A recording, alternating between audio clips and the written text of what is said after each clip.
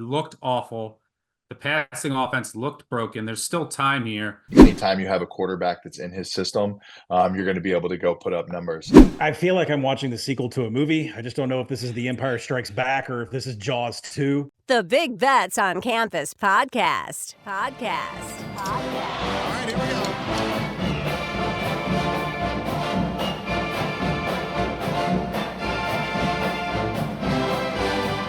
Hello and welcome to the first episode of Johnny's Intangibles. I'm Stuckey, and joining me today are Johnny Manziel and my BBOC fellow co-host Colin Wilson.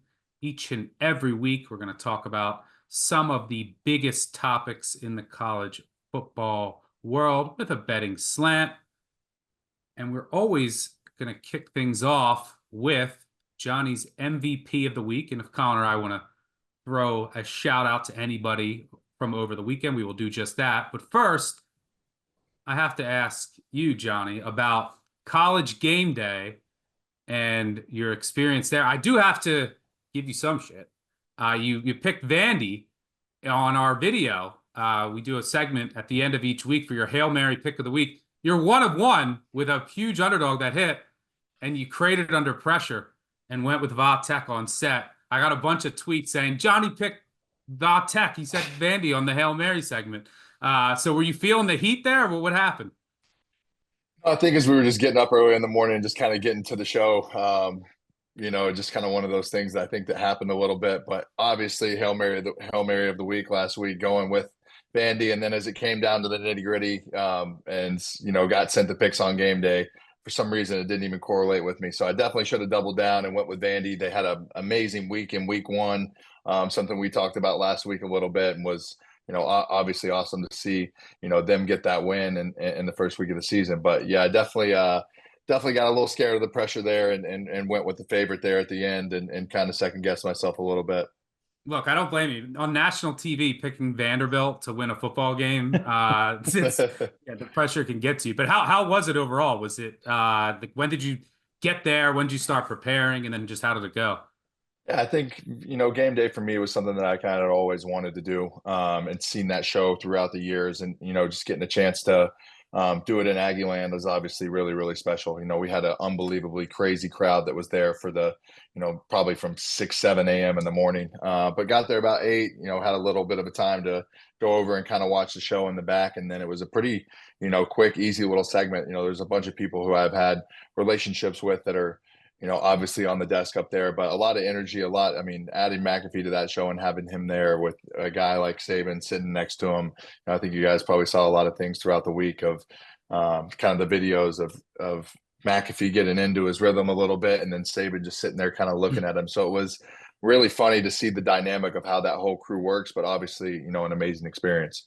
So when McAfee tears his shirt off, was there any kind of like impulse in you? Like, I can do this, tear my shirt off and pose for the crowd? Like, could be contagious, right? I think that's right up his alley, and I'm sitting there right there next to him, and it kind of caught me off guard. I'm sitting there, I'm like, damn, this guy's looking great today. He's this is a nice outfit he's got on. And then out of nowhere, he pulls it off and rips probably every button on his entire shirt. So, it was kind of, I wasn't expecting it at all, but I definitely wasn't following suit. Oh, so you didn't even know that he was going to do it. It wasn't like in the script or anything. No, I didn't have any preconceived little idea that he was going to do that. So it was definitely off the cuff, but very McAfee. That's amazing. All right, well, we'll get to the Texas A&M result in a bit, but let's go to your MVP of week one. Who do you got? Yeah, I think there was a lot of guys who were obviously, played really, really great in the first opening week of the season, but the guy who stuck out to me the most was T-Mac Tetaroa McMillan from the University of Arizona. This guy goes off for 10 catches, 304 yards. I got a chance whenever I was playing to watch a guy go off for 280 and 260. So to see, the guy going off for 300 touchdowns of 69, 78, and 40, and then adds a 17-yarder in there just to kind of make a little bit of a splash. It's a new school record. Anytime you do anything that takes 91 seasons of your football's history and you come and break something like that, I think is truly a special week. It's one the first 300-yard performance that we've had in college football since 2022. It doesn't happen a lot whatsoever, and it's really only one of 6 receivers to fit this in the last decade. So anything you're doing something that the first time in school history, something that hasn't been touched throughout the FBS in an entire decade of play. We watch a lot of games every week. There's a lot of games that are played every week. Anytime you're able to go and do something like that, really come out and make a statement on the season, I think this guy's going to be something to watch, throughout the rest of the year, and definitely keep an eye on. Yeah, he is an absolute stud. He could have had more. He was down at the 1 on another potential touchdown. It also became a blowout late, so they didn't need him. But the combination of his size and then how quick he is, it looks like he's just on a different level when he's running, and with how big he is. Yeah, super fun to watch. Other candidates, Cam Ward, who we'll talk about in just a moment. We talk updated Heisman race. Ashton Jeanty, who went off for a number of long runs for Boise State, ran for 267 to go along with 6 touchdowns. One of the best backs in the country that Boise was able to hold on to. And then, of course, Travis Hunter also had a big night on both sides of the ball. And I'll throw a random one out there. I'll throw Damon Ward for North Texas, had 12 catches, 230 yards, and 2 touchdowns for the Mean Green. Huge day in an upset win over South Alabama. Colin, anyone you want to throw out? Colston Loveland. You want to throw out Colston Loveland because you're going to try to tell me this week on the podcast that Michigan's going to beat Texas. But if you want to go on percentage of receiving yards, it's got to be Colston Loveland, because I don't even think Michigan's receivers had a catch. They might have had like 3 catches for 20 yards. Well, let's not spoil the podcast from Thursday, but yeah, there's going to be a heavy Michigan bias. I want to catch on to what Johnny said about McMillan. I think what's amazing about Arizona is that the handicap in preseason was that Brent Brennan and Dino Babers were not going to go away from the Jed Fish pro style offense and go to that strict spread that Dino likes to run. Whatever offense it is that Arizona came up with, it is working for 304 yards and 4 touchdowns.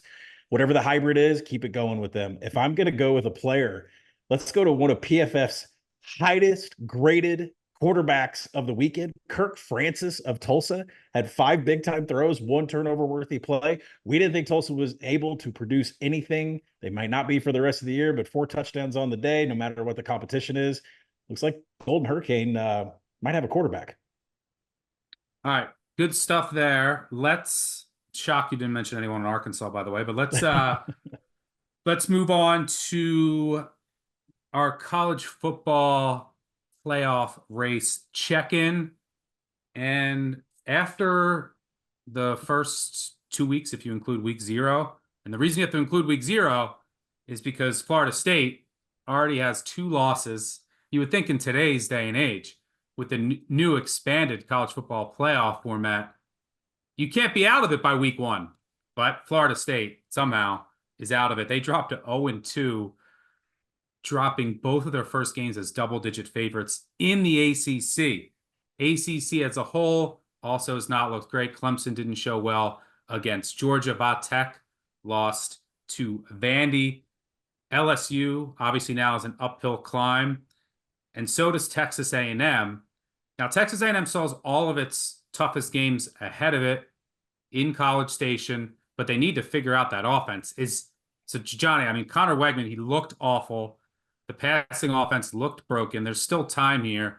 Before I get your thoughts on if they can correct it, who better to ask about where Wegman could be psychologically than you? You in your first game, I believe against Florida, had a rough performance. You get for sale signs out.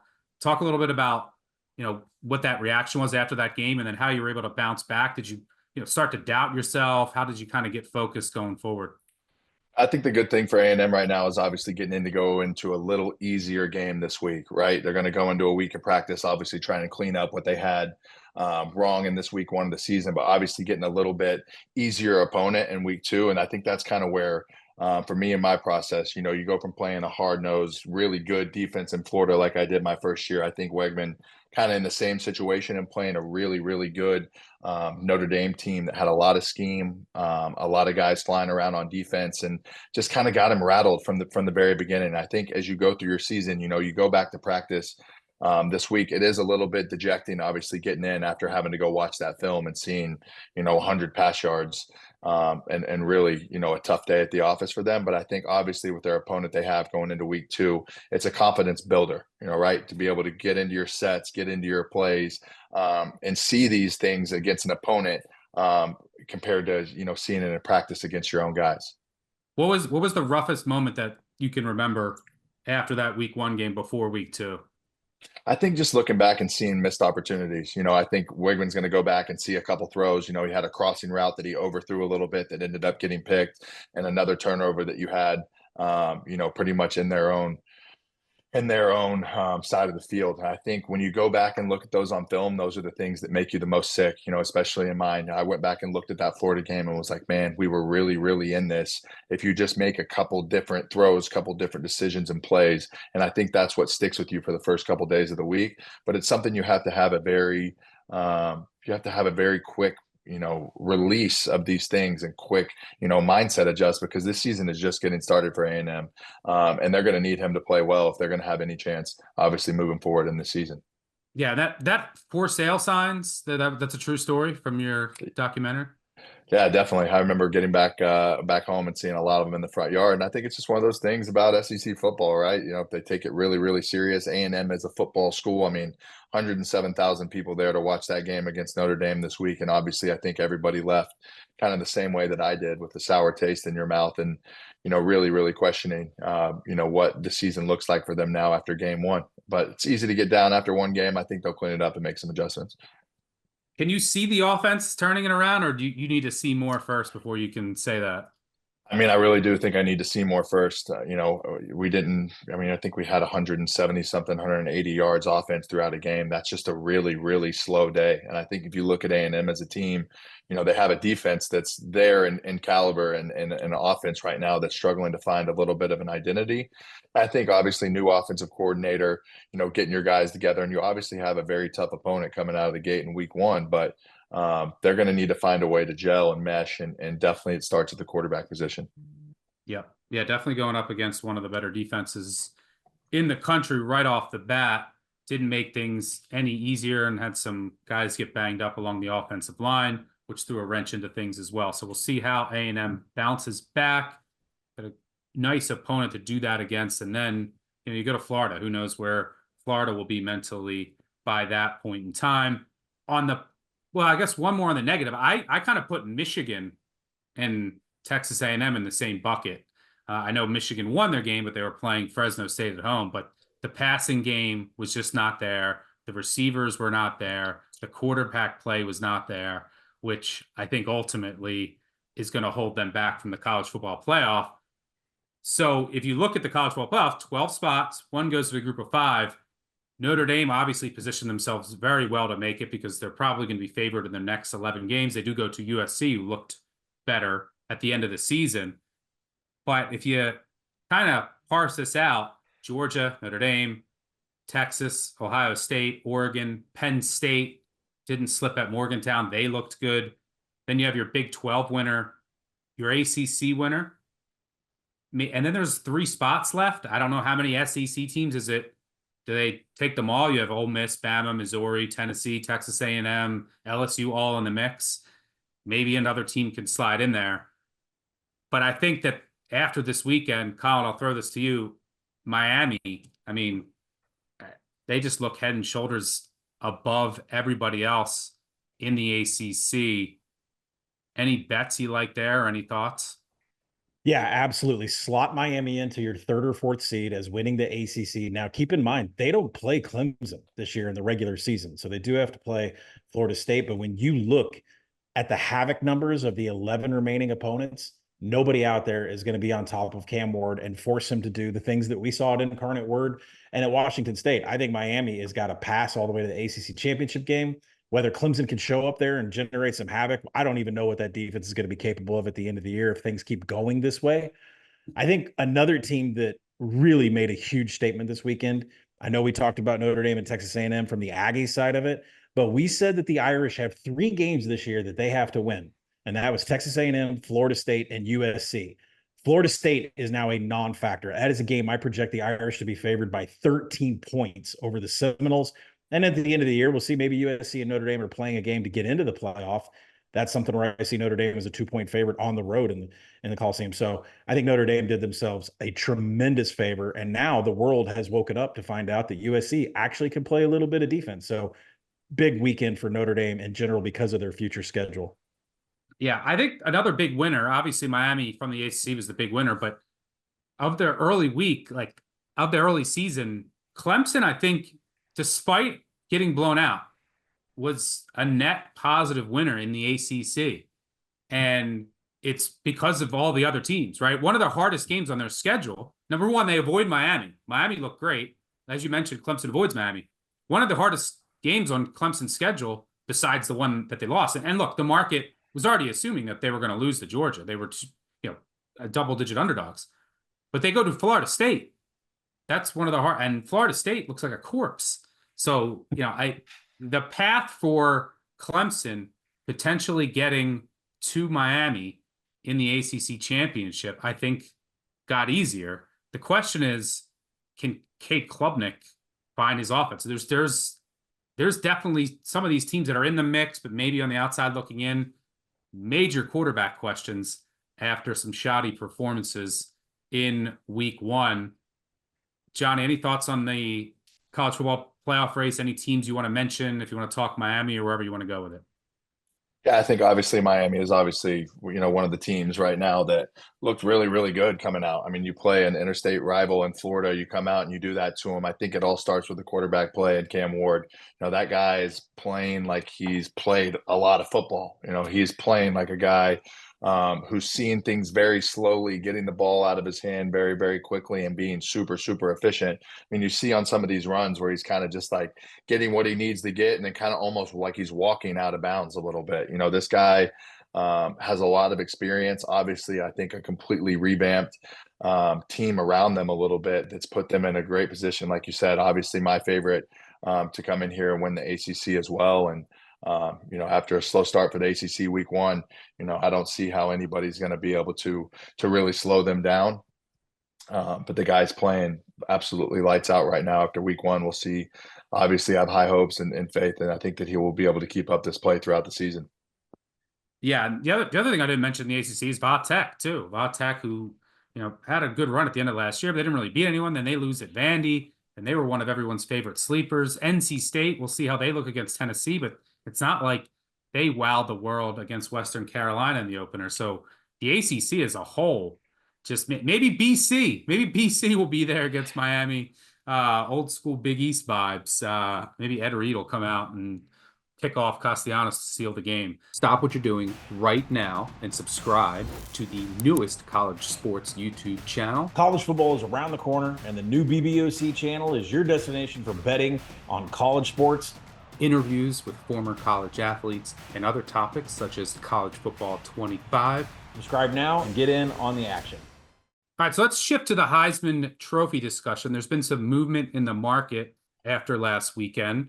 We just talked about Cam Ward, and I agree, Johnny. It looked like he was playing fast, but in slow motion. It just looked like he was so composed and comfortable out there. And, it didn't hurt that Florida couldn't really generate pressure off of the edge, but he's going to be playing in front of a really good offensive line all season long. As a result of all of the movement this weekend, there's just a cluster of quarterbacks at the top of the market. Dylan Gabriel, who, underwhelming Oregon performance, but he put up numbers and threw it nearly 50 times. Jackson Dart for Ole Miss, who's going to put up numbers all year. Cam Ward, who I mentioned, Carson Beck, Jalen Milroe, Quinn Ewers, Nico from Tennessee. I'm curious to see how he performs against a pretty complicated Tony Gibson defense at NC State this week. Will Howard, Miller Moss. So, then you have Travis Hunter, who obviously has the unique distinction of playing on both sides of the ball. Can Colorado win enough games is the question. If I had to sprinkle on someone, it might be Drew Allar. He's come down a little bit, but he looked great. And that was the first game in Andy Kotelnicki's offense. He looked like he had a great grasp of it. Now, I don't know if he's going to have the overall numbers as far as, rushing and just, number of touchdowns, but he was super efficient. in week one. Got an easy schedule coming up where you can just put up some numbers and get more on the radar. And Penn State looked like they could be a really good team. And that a lot of times plays into it. There are exceptions where you don't need to be like in the college football playoff mix. Johnny, you know about that. Lamar Jackson also comes to mind there. Jaden Daniels, who just won it. But Drew Lar, he's intriguing to me. John, any thoughts on the Heisman race as a former Heisman Trophy winner, and who would be your favorite as of right now? Yeah, I think right now, obviously, I really like the way Cam Ward played this week. I know we've spoke on him a lot already so far. I think he's got off to a good start. Another guy who I would really keep an eye on throughout the early part of the season. You come out in the first game, you throw for 445 yards is Jackson Dart from Ole Miss. I think anybody who's playing in a Lane Kiffin system has a great opportunity who's going to go out and sling the ball a lot every single week and put up big numbers. As we know with Lane Kiffin, the guy is a little bit of a wizard when it comes to the pass game. We've seen him from Alabama in the past, what he's been doing as a head coach on his own. But I think anytime you have a quarterback that's in his system, you're going to be able to go put up numbers. And I think, a great week one start for Jackson Dart to be able to, boost his odds a little bit and put himself in a good position if he can keep this up throughout the season, which, it wouldn't surprise me if he did. Yeah, Cam Ward also will have Jackson Dart can get you some too, but Cam Ward has potential to have the upside of the rushing yards and the rushing touchdowns, right? Which to pad those stats and just to make it even a more complete season. Colin, any thoughts on the updated Heisman race? Yeah, Drew Lar, you mentioned him already. I think we waited 8 games last year before the Penn State offense allowed him to throw over 20 yards. 3 touchdowns, no interceptions. Yeah, now they're doing it as time's running down in the first half. Right. He completed 2 passes over 20 yards, 1 for a touchdown. The Kodal Nicky playbook has been absorbed. He is executing, and I expect it to get better and better. And remember, this Penn State schedule outside of 2 games, it's pretty soft. So I think that is a number at 28-1 that definitely can rise. Yeah, I think Drew Aller definitely is in the mix, and you could see his odds rise up with a pretty soft schedule coming up, starting with Bowling Green, where you could put up some numbers this weekend. And finally, I'd be remiss if I didn't mention the game on Sunday night between LSU and USC. One of the best games of the weekend, just as far as competitiveness and the quality of play. Both quarterbacks looked really good, and both defense also looked improved from last year. But Miller Moss, his accuracy was on point. Garrett Nussmeier also had full control of that offense. I think both of those quarterbacks showed well. Now, Nussmeier's not going to have the rushing yards that Daniels did. They've already lost a game. They got to go through the SEC gauntlet. The defense has improved, but probably still an area of weakness. I'm not sure if they can win enough games. Miller Moss is intriguing. Now, he's also not going to have the rushing yards, but USC has such a tough schedule. John, did you get a chance to watch either of those quarterbacks, and do you have any thoughts there? Yeah, I got to watch a little bit of it. I think Miller Moss obviously has been waiting and kind of biding his time to get a chance to be the guy. And then you get a chance to come out in pretty much a primetime game on the first week of the season and go make, a substantial amount of plays when it came down to it, when it came down to crunch time, that his team needed him to make. So, I mean, I don't think you can walk out of that stadium and have any more confidence leaving than Miller Moss did the other night. Yeah. Colin, any thoughts on Moss or Nussmeier, or just that game in general? Well, we were on Moss for potential Heisman winners preseason, and he lived up to that here. And I know his average depth of target was only 7.1 yards. You'd like that to be a little bit longer. But what we don't see that's in the box score is that he had 5 big-time throws and 0 turnover-worthy plays. He does not make a mistake. He runs that offense like a general. And USC is going to completely exceed their expectations from odds makers, which was 6.5 wins on the season. Yeah, that dot that he dropped on the free play, I think he went 5 of 5 on passes 20+ yards down the field, but that was an unbelievable throw. He had some tight window throws that were super impressive. NFL level accuracy from Miller Moss. So USC definitely a much more intriguing team that many might have thought coming into the season, because it looks like Moss is going to be a player, and he carried over that performance from the bowl last year against Louisville. And the hope was the defense would be better under a new regime, bring in some transfers in the back end, and that looked to be the case. So USC is definitely an intriguing player in the new Big Ten. Still sounds weird to say that out loud. Also, Colorado has a couple of guys in the Heisman mix, in Travis Hunter and Shedeur Sanders. already mentioned that Travis Hunter has the benefit of playing on both sides of the ball, which he's pretty much the only one who can say that in college football. And then you have Shedeur Sanders, who he's just going to put up crazy numbers. Now, he's not much of a runner, and but they don't have a running game, and it's just going to be him dropping back. They're going to go empty personnel, so he's going to put up the numbers this year. I just don't know if Colorado can win enough games. The defense is still an issue. There's no run game. The offensive line, I think, is still an issue. But him and Travis Hunter are going to put up numbers. I'm just not sure at their current prices I can get to backing either, because I don't think Colorado is going to win enough games. But they're going to certainly put up video game numbers. Johnny, any thoughts on either? Yeah, I think the one thing they do have is they're going to have the ability to be seen every single week. And if I'm Shedeur Sanders, I'm getting the ball to Travis Hunter every single week. Obviously in the Heisman race, it's kind of knocking them off a little bit at each other. But I think, for Colorado to be good this year, it's going to have to run through those two guys, and they're going to need to do something extremely special. I mean, anytime you're throwing 5-yard hitch routes and Travis Hunter is able to take that to the house, as a quarterback sitting there, you have to feel really good about having a guy like that. Obviously, as you mentioned, them not being able to run the ball is going to put more pressure on Shedeur. But if he can come out and continue to make plays week in and week out, who says this guy can't throw for 4,500 plus yards, throw for a lot of yards in this offense? I think that's Shadeur's best chance, is to obviously feed Travis Hunter, and, they're going to need him and rely on him a lot. So, it's a lot of pressure, but if you live up to it, I think he can give himself a realistic chance. We'll just see if their defense can hold up. Obviously, you're going to need to be able to stay in some of these games, and they were in a dogfight in week 1. Yep.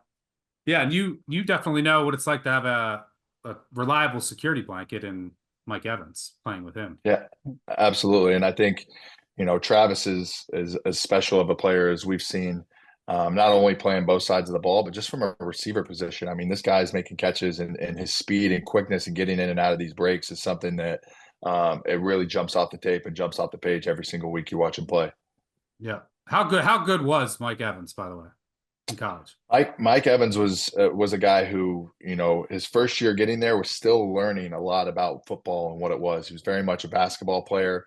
And as he progressed through every spring, through every fall, this guy turned into be an absolute monster, and legitimately, could throw a screen out there that's a 0-yard pass that he just stiff arms somebody into the dirt, and has a 4.4 speed to be able to get away from that. So, really one of those, I feel like, generational college football guys, and somebody I was very lucky to be able to get to share the field with. Yeah, probably future Hall of Famer. Just Mr. Consistency in the NFL. So when he first came to campus, he was completely raw and inexperienced.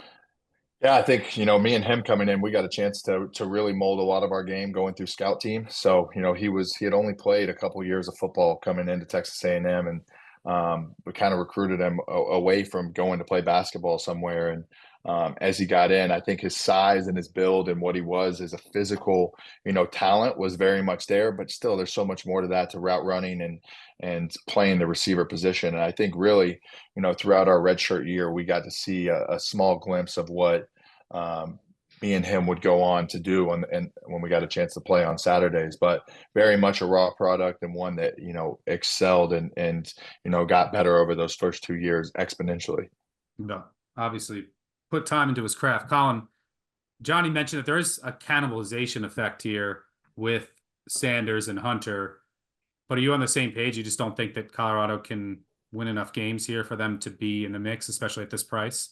I feel like I'm watching the sequel to a movie. I just don't know if this is The Empire Strikes Back or if this is Jaws 2, because what I see out of the box score is 12 defensive pressures by that offensive line from Colorado. Shedeur and Travis Hunter, probably the best players in college football, the most skilled. They're going to deserve their NFL draft grades. They're going to deserve their NFL positions. But we saw this movie before where that offensive line can't protect Shedeur. There could be an injury coming. Somebody's going to get a pop on them. Some defense is going to get out of control, pissed off with who they are, and take a cheap shot, whatever. But they cannot protect Shedeur, and that affects Travis Hunter as well. So really, Deion really need to do more with the offensive line, because 12 pressures against an FCS team, and I don't care that it's North Dakota State, 12 pressures is unacceptable from your offensive line.